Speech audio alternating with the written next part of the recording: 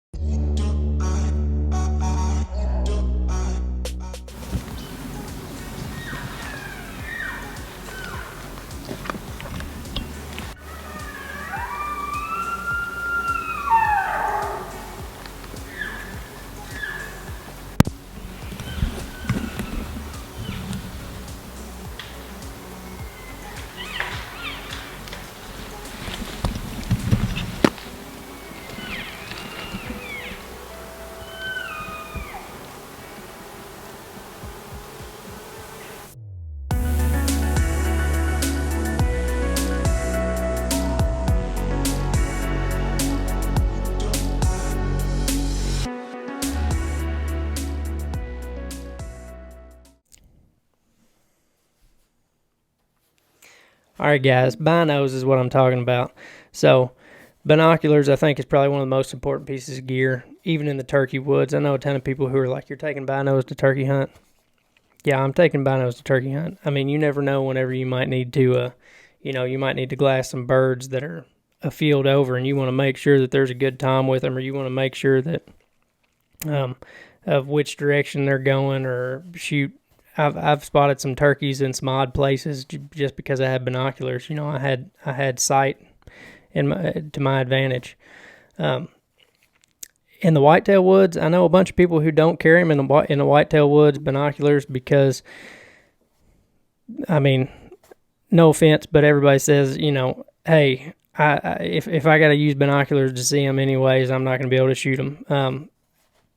I don't think that way. I think that if we can see them no matter what, and especially if you're on the ground or any kind of scenario where you could get down and try to move up on them, but you can gather that intel to use later on down the road. Hey, if you set up, it's just like a lot of times in early season, my strategy is to set up as far away as I possibly can on that piece of property from where I think that I'm going to kill that deer for at least the first two sits. Sometimes I've already got them patterned good enough that I go straight in for the kill. But you can set up on the outskirts and use your binos, sit there and glass an edge of a row crop field or something like that, and get a really good idea on what they're doing besides just trail camera information. But anyways, so let's get into it. This is what I got started with. And take that back. I actually got started with a Badlands mag bino harness, their mag bino harness. It was great. It was awesome. I loved it. The main thing that I didn't like about it was that on the back straps on your actual back, it had this little pouch for a hydration bladder, and it made it really inconvenient to wear a backpack. I know that they make some straps that actually hook to their backpack and to one of their Badlands packs, and I think you alleviate that issue. But regardless, and it was a little bit loud trying to close it. So I switched from that. I bought a pair of Leopolds, which I'm still running now. I think they're BX2 Alpine HDs. They're cheap, real cheap, but they're great glass. But this is what they came in. Just a cheap little Bino pouch. Worked great. The main thing that I didn't like about it is a little bit flimsy, and whenever you open it up, I like to wear mine high on my chest. When you open it up, this kind of gets right in your chin. So what I switched to was, finally switched to the marsupial gear. This is our first generation pouch, so this does not have the enclosed sides. Excuse me. It doesn't have the enclosed sides. Probably my favorite thing about it though is that when you open it up, it's magnetic on the bottom here as well, so it stays open. First thing I do is I take off the little lanyard dealios that hook to the straps for your binos, because I don't like them attached. I think this is going to be a great bino harness, bino pouch, whatever you want to call it. I already was running at TAC. I needed something to put my rangefinder in, and last year at TAC I went on ahead and bought one at one of the booths up there. I can't remember where it was from, but I bought the little rangefinder pouch and was running it with the Leupold pouch. I went on ahead and got the tether for the rangefinder.